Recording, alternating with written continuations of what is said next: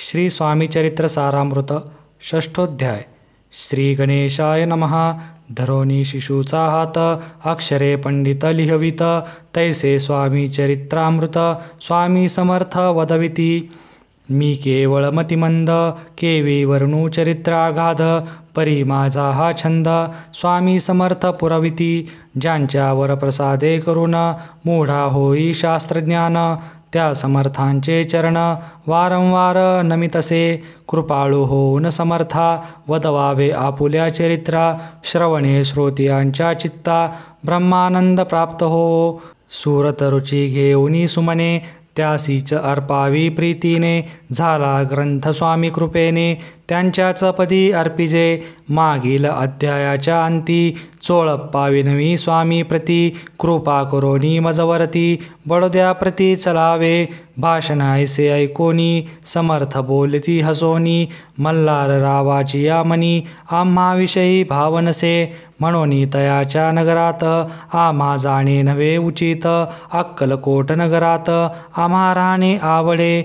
ऐसी काय कोणिया वाणी चोळप्पा खिन्न झाला मनी, त्याने सत्वर येऊनी तात्यांप्रती सांगितले. ऐसा यज्ञ व्यर्थ गेला तात्या मनी चिंतावला, आपण आलो ज्या कार्याला ते न जाय सिद्धीसी.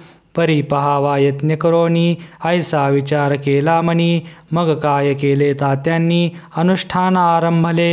ऐसे नाना उपाय केले परी ते सर्व व्यर्थ गेले, कार्य सिद्धीस न गेले. खिन्न झाले मुख त्यांचे भक्ती नाही अंतरी, दांभिक साधनांते करी तयांते स्वामी नरहरी प्रसन्न कैसे होतील. तयांनी माजविली ढोंगे आणि केली नाना सोंगे, भक्ती विन हठयोगे स्वामी कृपा न होय. मग तात्यांनी काय केले सप्ताहासी ब्राह्मण बैसविले, गुरुचरित्र आरंभिले भावयासी स्वामी कृपा.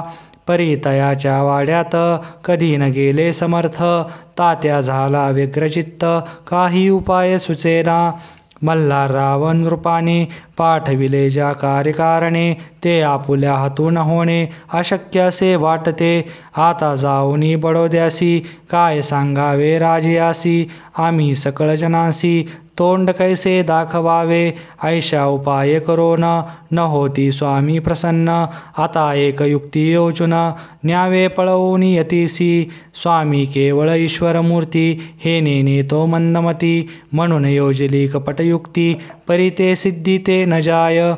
असो कोण एक दिवशी साधोनी योग्य समयासी, मेण्यात घालूनी स्वामीसी तात्या साहेब निघाले.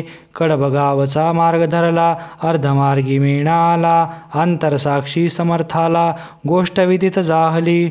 मेण्यातून उतरले मागोती अक्कलकोटी आले, ऐसे बहुत वेळा घडले हाही उपाय खुंटला. मग पुढे राजवाड्यात जाऊन या राहिले समर्थ, तेव्हा उपाय खुंटत टेकिले हात तात्यांनी. या प्रकारे यत्न केले परी तितुके व्यर्थ गेले, व्यर्थ दिवस गमविले द्रव्य वेचली व्यर्थची. मग अपयशाते घेऊनी बडोद्यासी आले परतोनी, समर्थ कृपा भक्ती वाचुनी अन्य उपाय न होय. परी मल्हार राव नृपती प्रयत्न आरंभिती पुढती, सर्वत्रांसी विचारिती कोण जातो स्वामींकडे. देवी मराठा उमराव नृपकार्याची धरुनी हाव, आपण पुढे जाहला. स्वामी कारणे वस्त्रे भूषणे धन आणि अमोल रत्ने, देऊनी त्याजवळी नृपाने आज्ञा दिली जावया. तो येऊनी अक्कलकोटी घेतली समर्थांची भेटी, वस्त्रे अलंकार सुवर्ण ताटी स्वामी पुढे ठेवित.